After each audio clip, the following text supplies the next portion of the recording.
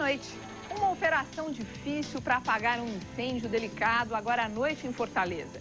O incêndio é político. O presidente nacional do PSDB, deputado federal José Aníbal, está jantando neste momento com Tasso Gereissati na ala residencial do Palácio do Governo do Ceará. Aníbal antecipou a sua ida para Fortaleza, que estava prevista para o próximo final de semana. Ele quer convencer Gereissati a apoiar a escolha do presidente Fernando Henrique Cardoso para as eleições, ou seja, o ministro José Serra como candidato do partido. Aliás, Serra teria dito que só se lança à presidência com uma demonstração de unanimidade do PSDB em torno de sua candidatura. Gereissati, antes do jantar, afirmou que é um homem de partido e que vai acatar a decisão do PSDB. Isso significa que ele não vai bater asas ele não vai bater asas tucanas rumo à candidatura de Rosiana Sarney, pelo menos por enquanto. O Jornal da Noite está começando agora e tem outras notícias do Brasil e do mundo para você. Estados Unidos resolvem enviar caixas do medicamento Valium para o Afeganistão. O objetivo é acalmar guerrilheiros da Al-Qaeda. A canadense Bombardier anuncia a demissão de 800 funcionários. Enquanto isso, a concorrente brasileira Embraer comemora seu crescimento. Balança, mas não cai. A esticada do feriado bancário na Argentina assustou o mercado brasileiro durante a manhã, mas houve reação e o dólar fechou estabilizado. O chanceler argentino Carlos Rucalf é recebido no Palácio do Planalto e sai de Brasília com 265 mil frascos de insulina na bagagem. A GM anuncia que está deixando de fabricar caminhões no Brasil, mas afirma que, por enquanto, não vai demitir ninguém. As tarifas bancárias variam até 500% entre um banco e outro e, muitas vezes, o cliente paga por serviços que nunca usa. Saiba como se defender deste abuso na matéria especial de hoje.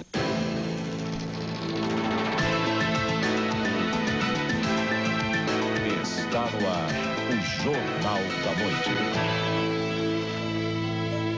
E aqui no estúdio, uma conversa com uma unanimidade nacional. O nosso entrevistado é o cardiologista Adib Jatene, sempre uma grande entrevista. Brasil e Argentina não falam a mesma língua e nem são mais confundidos no exterior. Até pouco tempo atrás, muito estrangeiro pensava que a capital do Brasil era Buenos Aires. A crise do país vizinho acabou não mexendo drasticamente na economia brasileira. Mas, como todo bom vizinho e também parceiros de bloco econômico, o Mercosul, o Brasil dá solidariedade e apoio ao novo governo argentino. Hoje, o chanceler Rucalf foi recebido em Brasília e voltou para Buenos Aires com cerca de 300 mil doses de insulina para amenizar a falta de remédios na Argentina. Foi uma visita rápida para desobstruir uma agenda complicada. O chanceler argentino Carlos Rucalf se encontrou de manhã com o presidente Fernando Henrique Cardoso no Palácio da Alvorada. Depois, no Itamaraty, extensas reuniões para começar a conversa em torno dos problemas mais urgentes. Entre eles, a solução de problemas de crédito criados com a desvalorização do peso. O governo brasileiro patrocinou hoje um gesto de solidariedade para com o povo argentino. 275 mil frascos de insulina estão seguindo agora à noite para Buenos Aires. Os medicamentos fazem parte do estoque estratégico do Ministério da Saúde e vão ajudar a atenuar o drama do desabastecimento que põe em risco as vidas de milhares de diabéticos daquele país. O chanceler argentino agradeceu o gesto de solidariedade e pediu mais. Quer que o Brasil ajude a Argentina a explicar ao mundo que não houve mudança estratégica com relação à abertura da economia, apenas uma contingência tática que levou o país à moratória. A Argentina lo que ha dicho es que no puede pagar en esta forma. Assim que sairmos dessa situação de terapia intensiva, disse o ministro, o mundo terá respostas. A Argentina não pode pagar dessa forma, mas não vai deixar de honrar seus compromissos. Para o ministro Celso Laffer, das Relações Exteriores, a maior contribuição que o governo brasileiro pode dar é produto da nossa experiência recente. O primeiro ponto é o ponto de explicar à sociedade argentina e obter da sociedade argentina o apoio a essas medidas como condição de sustentação externa da sua apresentação e da sua visão. Os argentinos vão fazer um protesto diferente. Nesta quinta-feira, ninguém vai comprar nada em repúdio às empresas que estão elevando seus preços. Em Barcelona, na Espanha, foi feito um panelaço em apoio à população argentina. Tudo acertado e nada resolvido na Argentina. As pessoas continuam com dificuldades para movimentar suas contas bancárias. Creo que es injusto que todos nosotros paguemos los platos rotos cuando se sabe que hay gente que se llevó el dinero y todo el mundo sabe quién es y dónde está. O feriado bancário prossegue. O ministro da Economia, Jorge Remes Lenikov, continua montando a sua equipe e faz discursos confiantes. Todos estamos asumiendo que esto no es fácil, pero estamos absolutamente convencidos que vamos a poder revertir la crisis. Mas a expressão da população é de desânimo. Bolsa em baixa e dólar em alta no Brasil. Mesmo com o chamado descolamento brasileiro da crise argentina, a indefinição e o longo feriado bancário começa a enervar os participantes do mercado financeiro daqui. O mercado brasileiro já apresenta sinais de contaminação da crise argentina. O dólar foi negociado com grande volatilidade durante todo o dia. Chegou a ser negociado por R$ 2,41. No fechamento, voltou à estabilidade e fechou o dia valendo R$ 2,37. A Bolsa de Valores de São Paulo registrou o segundo dia de baixa. Hoje, os negócios foram encerrados com uma queda de 1% e foram movimentados 617 milhões de reais. O Brasil tem trigo para abastecer o mercado durante 17 dias. A Argentina, responsável por mais de 90% das compras brasileiras, não fecha nenhum negócio desde o dia 20 de dezembro. Na falta do produto argentino, industriais terão que comprar no Canadá e nos Estados Unidos. O Brasil é um dos países menos globalizados entre os 62 incluídos no Índice de Globalização. Este é o resultado de um estudo feito por uma empresa americana. A pesquisa levou em conta a integração econômica, política externa e a participação em organismos internacionais. Em primeiro lugar está a República da Irlanda. O Brasil ocupa a 58ª posição, ficando à frente apenas da Indonésia, Colômbia, Peru e Irã. A Argentina está na 44ª colocação. O melhor colocado sul-americano é o Chile, que ficou na 34ª posição. A violência volta a explodir na Irlanda do Norte, quando a polícia enfrentou protestantes perto de uma escola católica em Belfast. O drama das famílias católicas e protestantes revela a situação sem fim dos confrontos religiosos e políticos da região. A polícia tentou conter os simpatizantes do grupo legalista protestante na cidade de Belfast. O confronto aconteceu depois de protestos dos grupos que se opõem à passagem de famílias católicas pelo bairro protestante.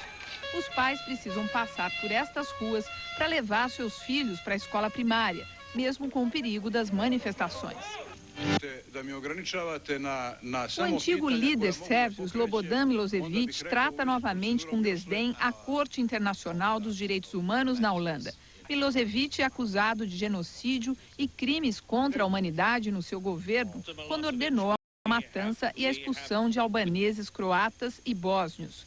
Esta é a última audiência do ex-presidente iugoslavo antes do julgamento, que será dia 12 de fevereiro. O governo russo ordena o fechamento do hotel Inturist em Moscou. O local serviu durante 30 anos como um território independente no país comunista.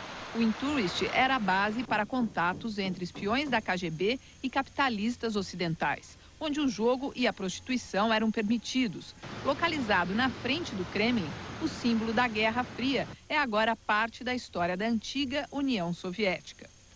4 soldados israelenses foram mortos hoje durante um ataque de membros do Hamas na fronteira de Gaza com Israel.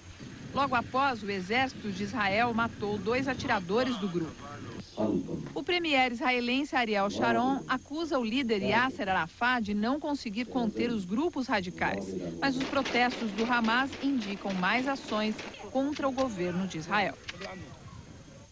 A tensão entre israelenses e palestinos pode surpreender os esforços internacionais que tentam a paz no Oriente Médio. Este é o assunto do comentarista internacional Newton Carlos. O governo israelense prepara uma declaração estabelecendo formalmente que a autoridade palestina é inimiga de Israel. Os passos seguintes poderiam ser uma declaração formal de guerra e a destruição da autoridade palestina pelas armas. é a opção tão radical e tão violenta que é preparada na mais absoluta surdina. O presidente Fernando Henrique Cardoso convocou uma reunião para esta quinta-feira, às 11 horas, no Palácio do Planalto. Ele quer saber o que impede a queda do preço da gasolina para os consumidores. E a diretoria da Volkswagen do Brasil, que está se reestruturando, anunciou que vai extinguir 700 cargos na empresa. Vamos às outras notícias de economia. A canadense Bombardier vai demitir 800 funcionários. Desde o ataque terrorista do dia 11 de setembro, perderam seus empregos mais de 7 mil funcionários. No Brasil, a Embraer, maior concorrente desta empresa, ao contrário, vai bem. Fechou uma venda de $1 bilhão com a Força Aérea Brasileira e outro com uma empresa dos Estados Unidos. O Bradesco comprou ao Dutch Bank Investimentos. Essa instituição é responsável pela administração e gestão de fundos de investimentos que totalizam mais de R$2 bilhões. A Ambev está levando o Guaraná Antártica para fora do Brasil. Primeiro foi em Portugal e agora vai ser lançado em Porto Rico. A Alemanha exportou cerca de 41 milhões de celulares. Os maiores clientes são a Inglaterra e a Itália. A Renault do Brasil vendeu mais de 70 mil veículos em 2001, um crescimento de 24,1% em relação a 2000. A General Motors vai parar de fabricar caminhões no Brasil. Segundo a empresa, essa decisão não vai provocar demissões por enquanto. A produção industrial brasileira cresceu 1,4% em novembro do ano passado em relação a outubro, segundo o relatório do IBGE. Os Estados Unidos tomam uma decisão, no mínimo, intrigante nesta guerra contra o terrorismo. O Pentágono pensa em dar doses de calmante para os prisioneiros afegãos durante o transporte deles para a base aérea americana. E autoridades americanas confirmam a queda de um avião americano próximo do Afeganistão. A Casa Branca confirma que um avião de carga americano caiu sobre o território paquistanês depois de missão militar sobre o país. O KC-130 era usado para o abastecimento de caças e aviões. A informação é que a aeronave caiu sobre uma montanha a caminho da base americana. 7 tripulantes estavam a bordo, mas não há dados sobre o estado da equipe. O Pentágono está discutindo a possibilidade em dopar os prisioneiros da Al-Qaeda e do Talibã sob custódia americana. O governo americano acha perigoso transportar os inimigos durante a viagem de 15 horas para a base americana de Guantánamo, em Cuba. A Câmara de Gestão da Crise de Energia anunciou que em 2001 conseguimos fazer uma economia de energia de 30% em relação ao ano 2000. Veja agora esta e outras notícias do Brasil. Nos primeiros dias do ano, houve redução de 3% em relação ao mesmo período do ano passado. O governo vai esperar que o nível dos reservatórios chegue a 52% nas regiões Centro-Oeste e Sudeste para decidir se termina ou não o racionamento nestas regiões. O nível das duas regiões está em 36%. Um dia depois da tentativa de paralisação da Polícia Militar em Salvador, foi a vez da Polícia Civil entrar em greve. As delegacias anunciam a decisão em cartazes. Segundo o Sindicato dos Policiais Civis, 70% da categoria está parada. A polícia de São Paulo não tem pista dos assassinos do comerciante egípcio Alaa Hamed Rafinaoui. Ele foi morto durante uma tentativa de assalto em um ônibus que saiu do Aeroporto Internacional de Guarulhos na terça-feira. A psicóloga Maria da Costa Gadelha Rodrigues assumiu a direção do presídio onde Fernando Dutra Pinto esteve preso antes de morrer. A nova diretora é a primeira mulher a assumir o cargo no estado de São Paulo. Uma vitória para os companheiros de homossexuais em todo o país.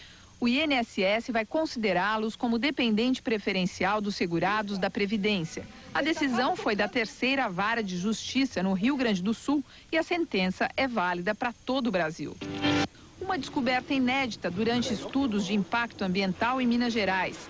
Técnicos de uma mineradora encontraram pequenos camarões com pouco mais de 1 centímetro, conhecidos como fósseis vivos, porque conservam as mesmas características de quando surgiram há mais de 300 milhões de anos.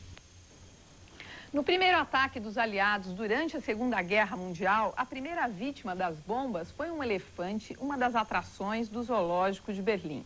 Mas agora o palco da guerra é outro. Na capital do Afeganistão, os animais do zoológico já sofrem com a miséria e o descuido dos afegãos há anos. Após 90 dias de ataques dos Estados Unidos, uma sociedade de proteção aos animais preparou uma missão especial para ajudar os animais que vivem em Cabul. O zoológico de Cabul continuou existindo durante a tentativa de ocupação russa e a guerra civil no país. Mas os bombardeios deixaram a situação insuportável para os animais enjaulados. Agora, um leão de 45 anos e um urso serão os primeiros animais a serem socorridos numa missão dentro de um país em guerra. A Sociedade Britânica contra os maus tratos aos animais está iniciando um trabalho de tratamento e ajuda aos mamíferos em Cabul. Além do zoológico, a organização vai alimentar e prestar serviços de zoonose na capital. O canguru é um dos símbolos da Austrália, mas a população de 60 milhões de espécies fez do animal uma praga para os fazendeiros do país. Agora, o governo australiano permitiu que a cota de cangurus abatidos suba para quase 7 milhões de animais ao ano. Os especialistas alertam para o perigo dessa medida, que pode acabar com o canguru no planeta. Logo depois do comercial, um assunto que mexe direto no seu bolso, ou melhor, na sua conta corrente. A matéria especial de hoje é sobre o abuso das tarifas bancárias.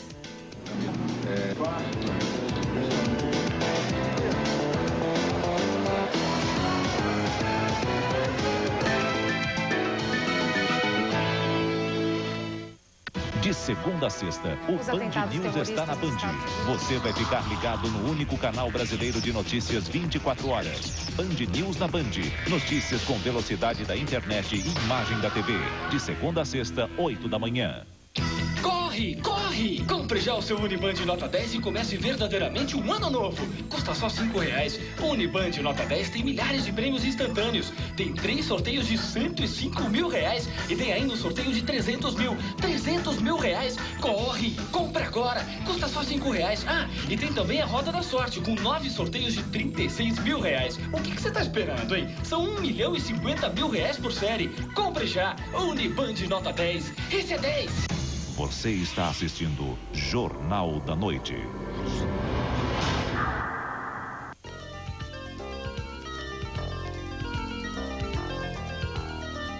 Quase 90% dos acidentes ocorrem nas cidades. A maioria acontece 10 minutos depois que você saiu de casa. Mais da metade dos acidentes com morte ocorre com uma velocidade média de 60 km por hora. Use o cinto de segurança em trajetos curtos. Ele pode salvar sua vida. Aguarde, vem aí o melhor carnaval do Rio. Bailes pré-carnavalescos do Scala. Se liga, baile de gala do Scala. Vermelho e preto, cidade maravilhosa e gala gay. Ligue 2239-4448. Carnaval é no Scala. Tudo o que acontece no Rio de Janeiro, sempre com as personalidades mais interessantes, nas festas mais badaladas, nos eventos mais importantes. Programa VIP com Edilásio Júnior. De segunda a sexta, sempre é 1h30 da tarde. Agora na Band, porque a Band é VIP. Ano novo, renovam seus sonhos. Eu quero é a minha casa. Parece que os sonhos ficam mais próximos. O meu carro. E aí a gente pensa, em 2002, tudo vai acontecer. Meu sítio, né? E pode mesmo acontecer. Acredite. A viagem dos meus sonhos. Afinal de contas, melhor que sonhar é poder realizar. Uma vida tranquila. Compre já o seu Uniband Nota 10 de ano novo. E seu ano novo vai ser 10.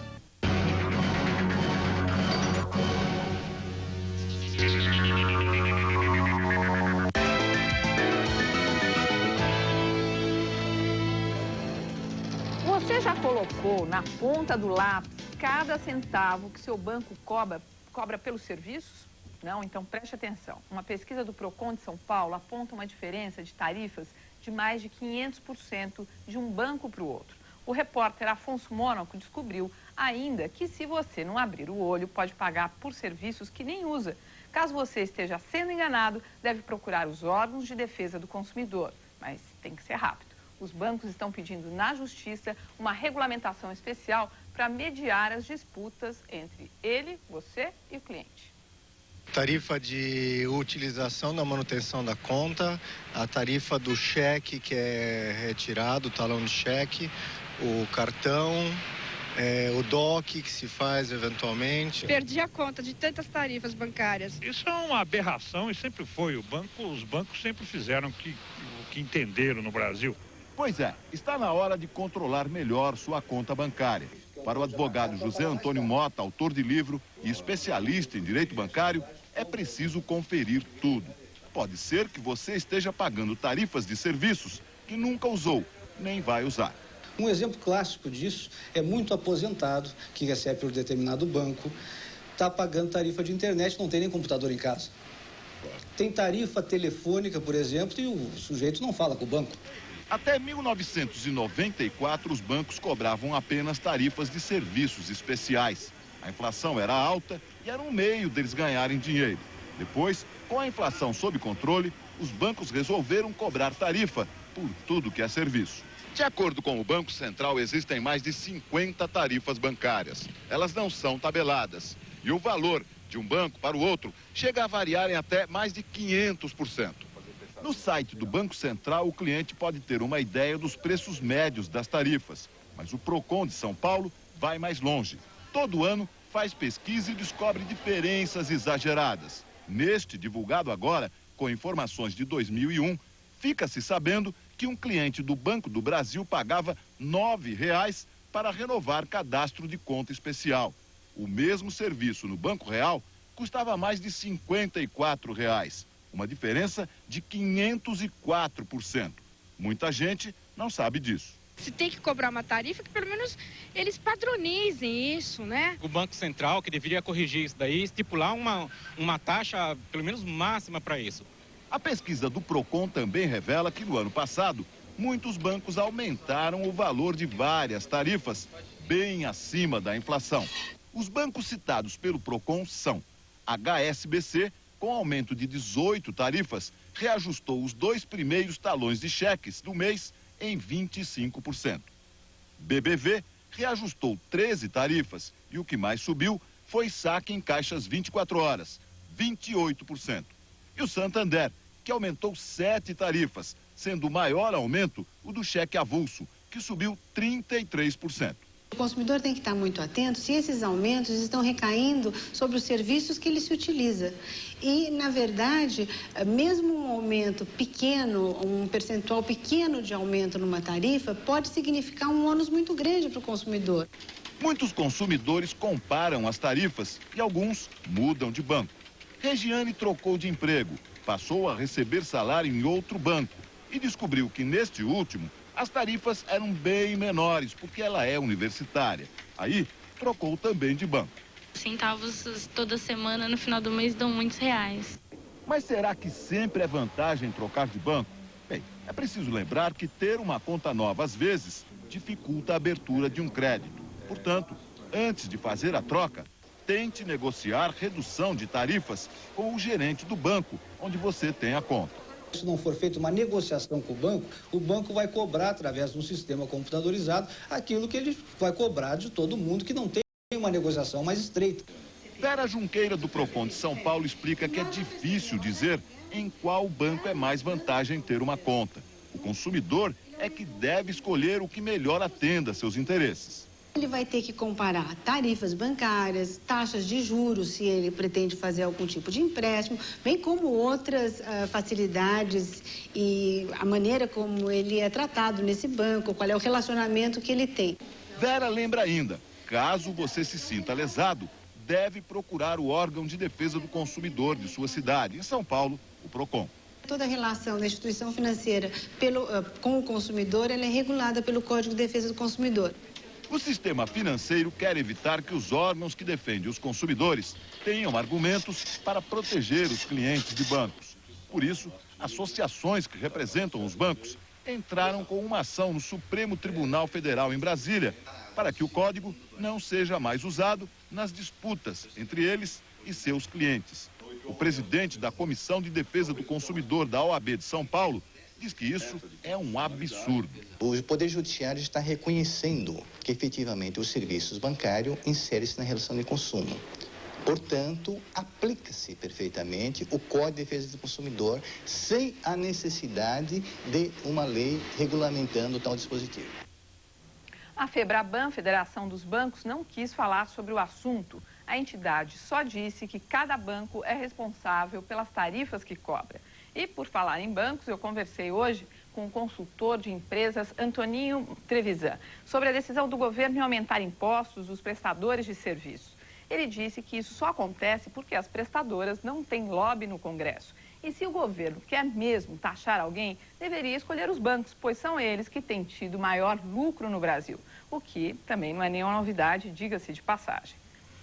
Uma exposição resgata a história do desenvolvimento de São Paulo. Através de projetos, fotos e maquetes, é possível viajar no tempo e conhecer os principais endereços aqui da capital paulista. O espaço vazio não existe mais. Em pouco mais de 100 anos, São Paulo se transformou. São mais de 10 milhões de habitantes, 5 milhões de veículos e cerca de 40 mil prédios. Mas como explicar a formação de São Paulo? Nesta exposição, o desenvolvimento da cidade é contado a partir da história das construções. Aqui se tem uma ideia muito clara do quanto se trabalhou até São Paulo se tornar uma das maiores cidades do mundo. O desenvolvimento da cidade começou com a abertura das primeiras ruas e avenidas. Depois surgiram os bondes e os casarões da Paulista. As construtoras também contam a história deste desenvolvimento. Em 1911, os ingleses da Companhia City deram um pontapé inicial na formação de bairros importantes, como o Pacaembu e os Jardins. As pessoas não têm ideia de como é que nasceram bairros, empreendimentos. Os primeiros condomínios verticais foram feitos pelo Albuquerque Tacaoca, pelo Alfredo Matias. O primeiro shopping feito no Brasil, há mais de 30 anos atrás, foi o Shopping Iguatemi, ali na Faria Lima. E a partir dali, hoje São Paulo tem mais de 30 shopping centers de grande tamanho. E por que não saber um pouco da história de empreendimentos desse tipo? Na mostra também estão os primeiros prédios construídos em São Paulo, como o famoso Martinelli, bem no centro, que já foi considerado o mais alto da cidade. Uma boa oportunidade do visitante resgatar o passado e comparar com os imponentes edifícios de hoje.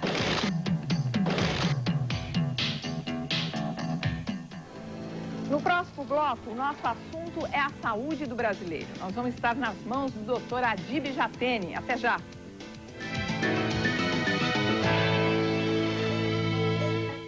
Ano novo, renovam seus sonhos. Eu quero é a minha casa. Parece que os sonhos ficam mais próximos. O meu carro. E aí a gente pensa, em 2002, tudo vai acontecer. Meu sítio, né? E pode mesmo acontecer. Acredite. A viagem dos meus sonhos. Afinal de contas, melhor que sonhar é poder realizar. Uma vida tranquila. Compre já o seu Uniband nota 10 de ano novo. E seu ano novo vai ser 10. Se tem energia, tem Cebiolon. Se tem liberdade, tem Cebiolon. Se tem sabor, tem Cebiolon. Se tem animação, tem Cebiolon.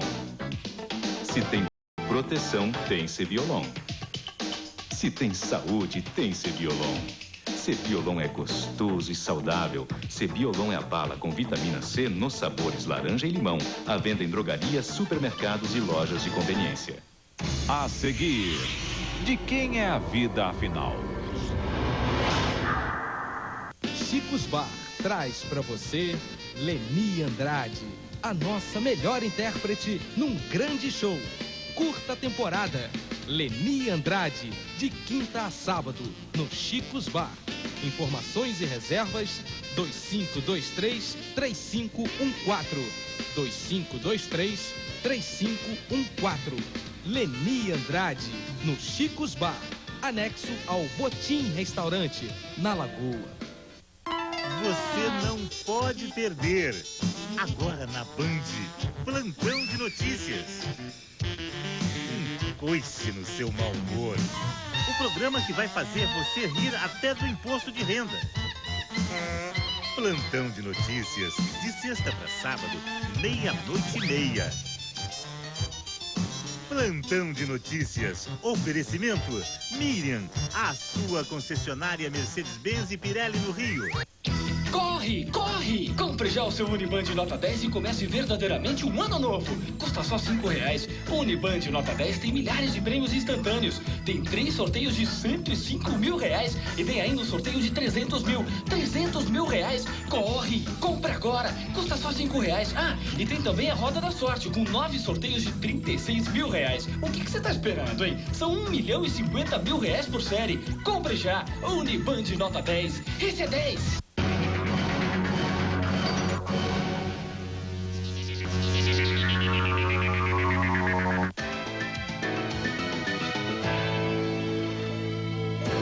O Jornal da Noite volta agora para falar sobre saúde. É com muita honra que nós recebemos aqui o Dr. Adib Jatene, o cirurgião cardíaco mais importante do país. Eu não posso deixar de lembrar que ele foi ministro da Saúde do governo Collor e também do governo Fernando Henrique Cardoso. Participa também desta entrevista o jornalista Fernando Mitre. Boa noite, doutor Adib. Obrigada pela sua presença aqui no Jornal da Noite. Boa noite. E eu gostaria de inicialmente perguntar para o senhor o seguinte. O senhor ficou, se não me engano, 8 meses como ministro no governo Collor e 22 no de Fernando Henrique. Por que o senhor suportou tão pouco tempo nesses cargos executivos? Bom, no governo Collor, eu entrei naquela fase, na segunda fase do governo, e saí quando do impeachment. Então, na verdade, fiquei os últimos 8 meses. No governo Fernando Henrique, a expectativa era de que ficasse mais tempo. Só que eu entrei numa disputa por recurso, porque eu achava que o esquema financeiro para suportar a atividade era absolutamente insuficiente. E todos se lembram da luta que nós travamos pela CPMF, que deveria ser um recurso adicional.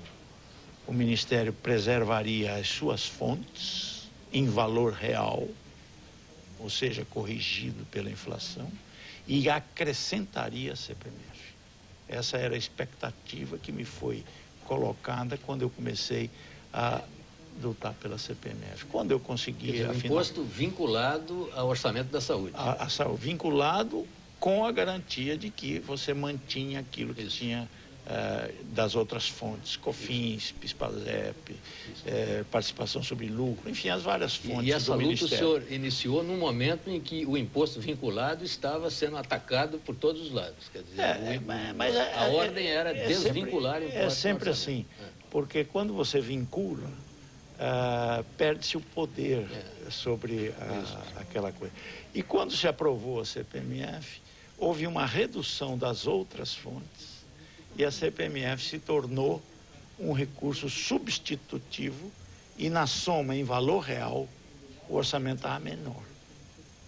Então, eu não podia aceitar. No Congresso me diziam, ministro, não se iluda. Quando aprovar, eles vão fazer isso. Eu disse, se fizer isso, eu não fico. Quer dizer, o senhor acha que, dentro disso que o senhor está dizendo aqui, não valeu a pena toda aquela luta pela CPMF? Valeu a pena. Se não tivesse a CPMF hoje, a situação seria muito pior. Bom, tanto que todos aqueles que eram contra a CPMF no governo se transformaram em defensores da CPMF e agora mesmo ela foi outra vez prorrogada até 2003. O que prova que eu tinha razão. Quando o senhor defendeu mais recursos para a saúde, não prometeram ao senhor uma reforma tributária que seria uma forma mais definitiva de resolver essa era a expectativa da época. E ainda é hoje. A reforma tributária deveria ser conseguida em 2 anos. Por isso a minha proposta foi o recurso provisório por 2 anos, porque eu admitia que a reforma tributária viria. Já se passaram mais 6 anos e a reforma tributária não veio. O que o senhor acha que é o que mais incomoda na CPMF? Olha, eu na época, eu sofri uma oposição assim muito grande, principalmente das entidades patronais. Eu vim aqui na Federação das Indústrias, fui em Minas, fui no Rio de Janeiro, fui em Porto Alegre, Associação Comercial, discuti, e eu sempre colocava, a oposição não é pelo valor, a oposição é pelo indicador. Uma ameaça. A CPMF seria um indicador da movimentação financeira e, indiretamente, um indicador da sonegação fiscal, que, afinal, acabou acontecendo. O ministro Everardo Maciel mostrou que dos 100 maiores contribuintes da CPMF, 62 nunca tinham pago imposto de renda. Uma contradição absurda. Agora, eu gostaria, antes da gente prosseguir conversa aqui, só chamar um rápido videotape de uma declaração sua na época da CPMF, daquela luta toda, e a gente volta aqui a conversa no estúdio. Vamos ver. Num país em que ninguém gosta de pagar imposto, 34% dizem espontaneamente que aceitam um novo imposto. 59% dos paulistanos não aprovam o novo imposto. Mas é claro, eu esperava 90%, porque o Brasil é contra imposto. Depende da pergunta. Agora, quando você vê lá, 81% não acreditam que vá para a saúde. Isso significa que a pergunta devia ser: o senhor aceitaria uma contribuição específica para reformar o sistema de saúde? Aí é que eu queria ver se o resultado seria esse. A senhora acredita que a população aposta ainda em novos impostos que possam vir para a saúde depois da experiência da CPMF? Olha, eu hoje acho que nós temos uma distorção no país. Porque, veja, em 50 anos, nós saímos de 18 milhões nas cidades para 130 milhões nas cidades. Se você for olhar o que aconteceu na Europa, nos Estados Unidos, não tem nada parecido com isso. Nos países de primeiro mundo não tem. Isso é coisa de país de terceiro mundo. Então, esse aumento de população que se urbanizou numa velocidade incrível, gera demandas. Demandas de água, esgoto, habitação, transporte, segurança, etc. E o país é pobre. Ele não consegue mobilizar o volume de recursos para atender a todas essas necessidades. Quer dizer, a crise na saúde é uma crise financeira. O esquema financeiro que sustenta a saúde é insuficiente. Como é insuficiente para a segurança, como é insuficiente para o saneamento básico. O que as pessoas não conseguem entender é que nós não geramos uma massa de arrecadação capaz de atender às necessidades. Veja, de 1995 até hoje, o único recurso que o Ministério da Saúde utilizou para investimento foi o Reforçus. O Reforçus é um recurso que eu negociei com o BID e o Banco Mundial, de 650 milhões de reais, que é o que está sendo investido. Porque o orçamento mal dá para o custeio. Agora, doutora Adílio, por que quem está no poder não entende o sofrimento dos mais pobres? Entende. O problema é que ele não consegue mobilizar os recursos necessários para atender essa grande massa de população urbanizada. O senhor acha que neste momento, o quadro de saúde brasileiro melhorou, ele avançou, ele avança para... melhorou. Uma boa meta? Ele avançou no setor privado, com convênios, planos, seguro-saúde, cooperativa médica, autogestão. Ele está melhorando. Tinha muito mais problemas do que tem hoje, está sendo regulamentado, está melhorando. E no setor público, sem dúvida as deficiências são muito grandes, mas seguramente é melhor do que era. Se você for buscar as pessoas que utilizam o sistema público, eles acham que melhorou. Quem mais critica o sistema público de saúde no Brasil é quem não usa o sistema público. Entende? As pessoas estão conscientes de que tem problema, que tem fila, que tem dificuldade, mas no conjunto melhorou. Te dou um exemplo. O atendimento... Te dou um exemplo. O grande programa que o Ministério vem colocando em prática desde 94, quando eu cheguei em 95 já estava em andamento e eu dei uma grande ênfase a esse programa, é o Programa de Saúde da Família e de Agentes Comunitários. Talvez as pessoas não saibam, talvez você não saiba, que nós temos no Brasil hoje 140 mil agentes comunitários cuidando de 60 milhões de pessoas. Nós já temos mais de 10 mil equipes de saúde da família, que é o programa de Qualis. Mais de 20 milhões. Não, o Qualis é o nome do programa de saúde da família feito em São Paulo. Porque o programa de saúde da família, ele é municipal. Na época, o município de São Paulo fez um modelo, que é o PAS, completamente diferente. Então, nós não podíamos implantar o Programa de Saúde da Família no município. E aí usamos a Secretaria da Saúde do Estado, uma parceria com a Secretaria da Saúde do Estado, e foi posto o nome de Qualis. Mas o senhor falou aqui que quem critica a saúde pública é quem não usa a saúde pública. Os que mais criticam não usam. Mas a gente paga INSS, CPMF, Seguro-Saúde, e mesmo assim, quando você precisa de um médico, às vezes ele não quer aceitar o teu plano. Quer dizer, até a classe média que paga o Seguro-Saúde, o plano, também está sem saída. Você imagina que o setor privado, na média, ele dispõe de R$1.000 per capita ano, na média. Se você pegar o seguro-saúde, ele dispõe de 2.500. Se você pegar a medicina de grupo, 580. Na média, R$1.000 per capita ano. E cobre 35, 40 milhões de pessoas. O setor público não tem R$150 per capita ano.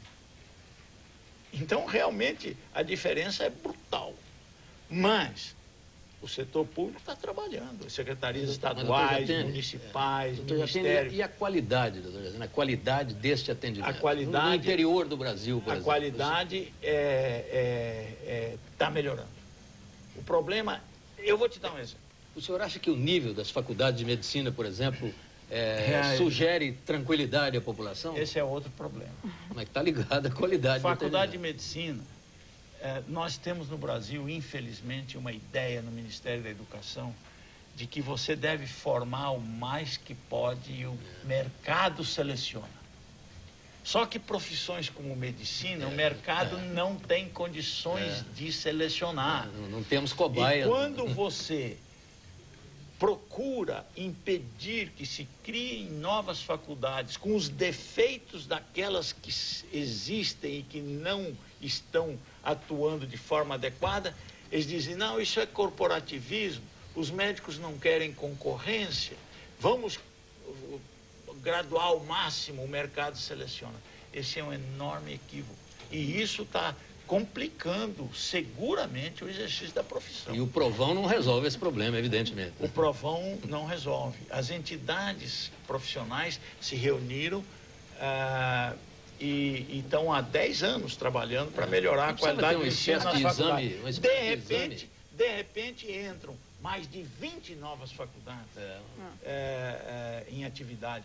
Isso é um problema. E um exame assim, tipo OAB, não ajudaria? Essa é uma coisa que nós vamos chegar nisso. Vai chegar. Houve uma oposição importante no começo, mas nós vamos caminhando para isso. E houve um desinteresse pelo curso de medicina também, não é? Não, ao contrário, o curso de medicina é o mais procurado. Ainda é o mais procurado. Mas proporcionalmente o que era no passado? A profissão não perdeu um pouco do glamour? Porque os médicos ganham mal, eles têm que trabalhar em 4, 5 empregos, não é? Mas a profissão, ela tem uma coisa diferente das outras. As outras profissões cuidam, em geral, das coisas que as pessoas têm. A profissão médica cuida das pessoas, da sua vida, da sua saúde. E o médico, a grande recompensa do médico não é o que ele ganha em dinheiro. A grande recompensa do médico é que ele tem a sensação de que ele está ajudando pessoas que sofrem se sentir melhor. É diferente. Mas o senhor acha, então, que a ética no exercício da profissão no Brasil é uma ética satisfatória, de um modo geral? Porque esse discurso que o senhor faz, que é lindo, ele pressupõe uma ética do comportamento do médico. A ética sofre alguma distorção. Por quê? Porque na profissão médica entrou a mercantilização via fabricantes de equipamentos, fabricantes de medicamentos, empresas de medicina, tá certo? Cuja ética comercial é completamente diferente da ética médica. E isso contamina. Claro que contamina. Claro que os padrões éticos hoje não são os que eram no passado. Mas as entidades todas estão lutando para recompor o padrão ético. E isso é uma coisa que interessa extraordinariamente a própria população. Agora, doutor Jatene, só para encerrando, a questão da clonagem, ela passa pelo... Porque todo mundo lembra imediatamente de transplantes e tudo mais. É um avanço dentro da sua área ou não? Olha, ou tem outros avanços acontecendo? a engenharia genética, o projeto Genoma, isso é um enorme avanço. É um enorme avanço. E como todo grande avanço, tem áreas de discussão, tem áreas de exageros, tem áreas de excesso. E nós estamos num processo de discutir tudo isso. Que certamente vai haver benefício, não tenho dúvida. Agora, que tipo de benefício? Se é a clonagem, a não clonagem, isso eu não gostaria de me manifestar. Mas nós já temos benefícios deste avanço, tanto em várias especialidades.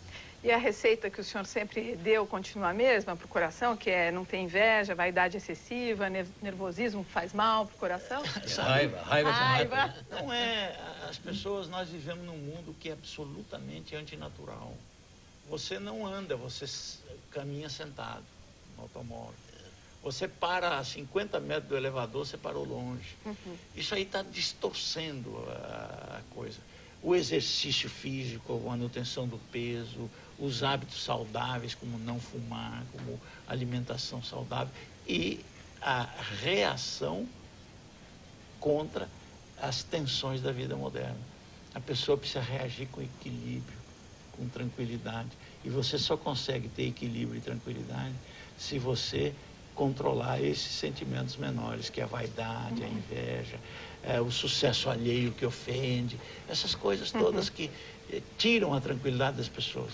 Então, isso é um mecanismo de proteção que você precisa desenvolver. Muito obrigada pela sua participação aqui no Jornal da Noite. Foi ótimo poder receber o senhor. Obrigado, eu. Obrigada, Mitri.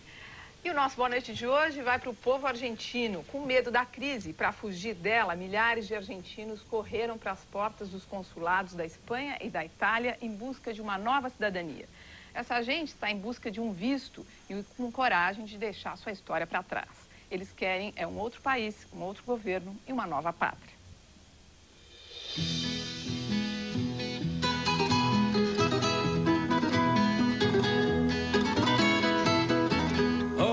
Circus, oh what a show. Argentina has gone to town over the death of an actress called Eva Perón. We've all gone crazy, mourning all day and mourning all night, falling over ourselves to get all of the misery right. Oh, what an exit, that's how to go. When they're ringing your curtain down, demand to be buried like Eva Perón. It's quite a sunset, and good for the country in a roundabout way. We've made the front page of war.